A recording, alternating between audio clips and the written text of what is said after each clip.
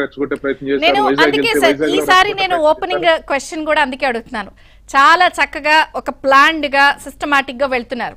ఈసారి ఆ ప్రాంతాల మధ్య చిచ్చు గాని గొడవలు గాని రీజనల్ ఇంబ్యాలెన్సెస్ రాకుండా ఎట్లా ముందుకెళ్తారు? నిర్మాణాలు మొదలు పెడుతున్నారు కాబట్టి అప్పుడు కూడా లేదు మేడం. అంటే ఇది ఎందుకు చెప్తున్నా అంటే అమరావతిని రాజధానిగా నిర్ధారించడం గాని దాని తర్వాత జరిగినట్టు కానీ ఇది ఒక చారిత్రాత్మక సంఘటన. తర్వాత గొడవలే కాదు, అమరావతిని రాజధానిగా అసెంబ్లీలో మనం నిర్ణయం తీసుకునేప్పటికీ రాష్ట్రాన్ని విడగొట్టి ఒకసారి ఎందుకు చరిత్ర గుర్తు చేస్తా ఉన్నానంటే అర్థం కావాలి. ప్రజలకు 10 ఏళ్ళు అయిపోయింది కాబట్టి కొంతసార్లు మనం మర్చిపోతా ఉంటాం, కొన్ని సందర్భాల్లో గుర్తు కూడా తెచ్చుకోవాలి.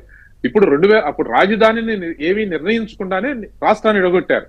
ప్రతి ఒక్కరికి రాజధాని కావాలనే కోరిక ప్రతి ఒక్కరికి ఉంటుంది. నా ఊరు రావాలి నేను అనుకుంటా, మీ ఊరు రావాలి మీరు అనుకుంటారు, పక్కన తప్పేం కాదు. ఇప్పుడు 175 నియోజకవర్గాల వారికి ఆకాంక్ష ఉండొచ్చు, కానీ దాన్ని ప్రజలందరినీ సమన్వయం చేసి ఏ అసంతృప్తి లేకుండా ప్రజలందరినీ ఏకతాటి మీద తీసుకున్నటువంటి నిర్ణయాన్ని కూడా మనం ఆనాడు ఉన్నటువంటి నాయకుడిగా నిర్ణయం తీసుకున్న చంద్రబాబు నాయుడు గారిని మనం శ్లాఘించాలి. ఈ విషయంలో అందరం పార్టీలకు అతీతంగా రాజకీయాలకు అతీతంగా శ్లాఘించాలి. ఎందుకంటే ప్రతి ఒక్కరికి కోరుకుంటుంది. ఇది అసలు ఎలా కొట్టుకుంటారో తన్నుకుంటారో, అసలు రాజధాని నిర్ణయించుకునేటప్పుడు చాలా సమస్యలు వస్తాయని భావించారు చాలా మంది, కానీ ఏకతాటి మీద తీసుకొచ్చి దాన్ని అందరినీ కూడా ఆమోదింప చేసి నిర్మాణాలు మొదలు పెట్టారు.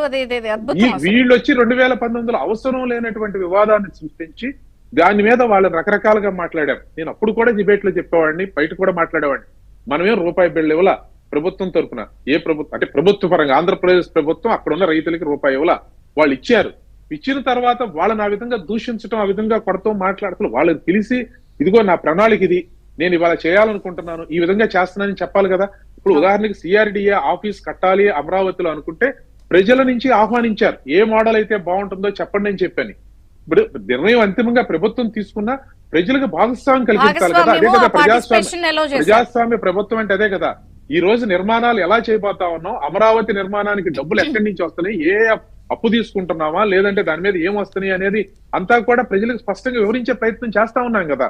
ఇది నేననేది దాని మీద కొంతమంది ఏదైనా అభ్యంతరాలు ఉంటే వ్యక్తీకరించవచ్చు, లేదా దానికి ప్రభుత్వం సమాధానం చెప్తుంది, ఇదేం తప్పేం కాదు. కానీ ఇదేమీ లేకుండా అసలు మీకు వాళ్ళని అమరావతి రైతుల పట్ల చేసినటువంటి అది నేను ఆ రోజు కూడా ర్యాలీ ఫస్ట్ ర్యాలీ నేనే అప్పుడు మేము చేసినప్పుడు ఎవరిని బయటకు రానివ్వలేదండి. ఆ రోజు నేను విజయవాడలో ర్యాలీ మొదలెడితే నన్ను కూడా ఈ విధంగా అరెస్ట్ చేసే ప్రయత్నం చేస్తే నేను ఒకటే చెప్పాను, ఇలా చేస్తే మా హక్కుల్ని హరించితే, మా మానవ హక్కులను హరించడం, ప్రాథమిక హక్కులను హరించితే అందరి మీద కేసులు వేయాల్సిన పరిస్థితి వస్తుందని చెప్పాను. ఫస్ట్ ర్యాలీ చేసే అవకాశం ఆ రోజు ఎక్కడే జరిగింది నాయకత్వం. ఎందుకు మీ దృష్టికి తీసుకొస్తా ఉన్నానంటే అప్పటికి అసలు ఎవరు బయటకు వచ్చి కాలు బయట పెడితే గుమ్మలో నుంచి ఎత్తులు ఆనేసేవాళ్ళు. మమ్మల్ని కూడా అరెస్ట్ చేయడానికి వస్తే చెప్పాను, కనీసం మేము ఈ ప్రాంతంలో ఉన్నాం, మాకున్న మౌలికమైన హక్కుని, మాకున్న ప్రాథమిక హక్కుని ఇది అన్యాయం అని చెప్పుకోలేనప్పుడు ఇంకా భారత పౌరుడిగా, ఒక ఆంధ్రప్రదేశ్ పౌరుడిగా జీవించే ఉపయోగం ఏముంది, ఇంకా చెప్పుకోవడానికి ఉపయోగం ఏముంది? దీని మీద నేనే చెప్పాను, ఒక నాయకుడు గాను ఒక న్యాయవాది గాను చెప్పుకుని మాత్రం ఎవరు మీ బొట్టాలతో నమస్కారం పెట్టుకుని గౌరవంగా పిలిపించుకునే దానికి లేదు కదా. నేను పోరాటం చేయడం కోసం ఉన్నానని చెప్పాను, ఆ రోజు కూడా అలాగే చేశాం. చంద్రబాబు నాయుడు గారు నిలబడి కళ్ళ ముందు వచ్చాయి. ఇందాక అంకమరావు గారు కూడా అన్నారు, మధ్యలో 1 తీసి 11 ఇచ్చారు. నేను అనేది ఏంటంటే ఇంక ఇప్పుడు పనులు ప్రారంభం కాబోతున్నాయి కదా, ఎలాంటి ప్రణాళికతో వెళ్తారు? 1, 2 మీరు అప్పట్లో రాజధాని నిర్మాణాలు స్టార్ట్ చేసినప్పుడు వివిధ వర్గాల నుంచి కూడా సాయాన్ని ఎక్స్పెక్ట్ చేసి ఆశించి పిలుపునిచ్చారు. అప్పట్లో కూడా బ్రిక్స్ ప్రోగ్రామ్ పెట్టారు. ఆ ఇటుకలు కొనే అవకాశాన్ని మీరు కూడా పార్టిసిపేట్ చేయండి, రాజధాని దాంట్లో అలాంటి కార్యక్రమం ఏమైనా తీసుకొస్తారా ఈ అప్పులు రుణాలతో పాటు? నేననేది మిగిలిన ప్రాంతాల సమాంతర డెవలప్మెంట్ మీద కూడా ఎలాంటి ప్రణాళికతో వెళ్తారు? మీరు చూడండి మేడం, ఇప్పుడు మొన్న వరదలు వచ్చినాయి విజయవాడలో. అంటే నేను ఎందుకంటానంటే నాయకుడి మీద నమ్మకం ఉంటే ఏ విధంగా ప్రజలు స్పందిస్తారంటానికి మీకు ఉదాహరణ చెప్తున్నాను.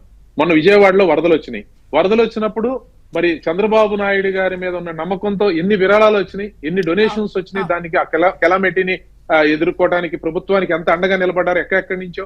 అమరావతికి కూడా అలాగే నిలబడతారు. నేను ఆ రోజు అప్పుడు కూడా చెప్పాను మేడం, ఇట్లా టీవీలో మాట్లాడినప్పుడు కూడా చెప్పాను, నేనేంటంటే డబ్బులు అనేది మీరు కావాలని చెప్తున్నారు, నిజంగా డబ్బులు లేకపోతే 1000 కోట్ల రూపాయలు 1000 కోట్ల రూపాయలు ప్రపంచంలో ఉన్న తెలుగు వారందరూ వాళ్ళ రాజధాని కోసం ఇవ్వడానికి నిజంగా నమ్మకమైన నాయకుడు ఉంటే ఇవ్వడానికి సిద్ధంగా ఉంటారు. అది ఎప్పుడు ఉంటుంది మేడం.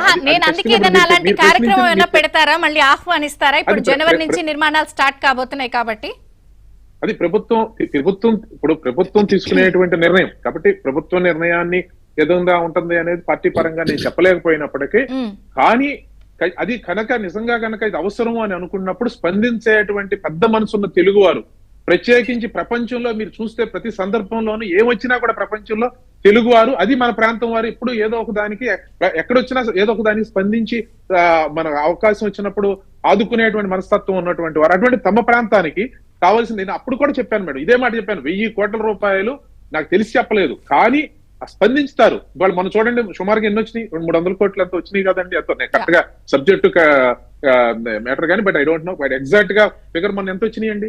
అంటే ఆ కెలామిటీని ఎంత స్పందించారు చూడండి. ఇది నాయకుడి మీద ఉన్న నమ్మకం, అది ఊహించలేదు కదా అంత వస్తాయని. ఈ విధంగా ఇప్పుడు నేననేది ఇది, ఇప్పుడు వీటినన్నీ అర్థం చేసుకోకుండా విధ్వంసం చేసి ఈ రోజు ఆ విధ్వంసానికి కులముద్ర వేసి ఆ విధ్వంసానికి ఈ రోజు వాళ్ళు మూల్యం చెల్లించుకున్నారు. ఆ రోజు ఈ రోజు మీరు అన్ని రికార్డు చూస్తే ఇదే మాట చెప్పాను, మీరు లేని తగాదా అని. ఇప్పుడు ఎక్కడైతే స్త్రీ పూజించబడుతుందో అది స్వర్గం అని చెప్పారు, అది మంచిగా ఉంటుందని చెప్పారు, అది రామరాజ్యం అని చెప్పారు. ఎక్కడైతే కన్నీరు గార్చిందో అది రాక్షస రాజ్యం అని చెప్పారు. మీరు అటువంటి మహిళా మనుల్ని దూషించారు, వాళ్ళ శీలాల గురించి మాట్లాడారు, వాళ్ళ చీరల గురించి మాట్లాడారు, వాళ్ళ వ్యక్తిత్వాల గురించి మాట్లాడారు, చీరలు, నగలేసుకుంటారు, గాజులు